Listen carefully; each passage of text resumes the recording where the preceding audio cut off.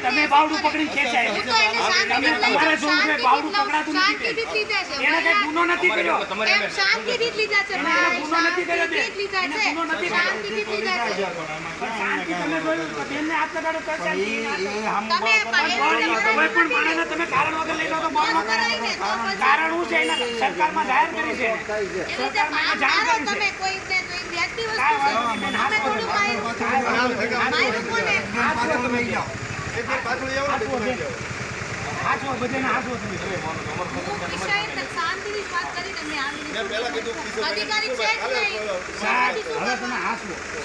હવે તમારી કસ્ટડીમાં છે જે થાય તમારી વાત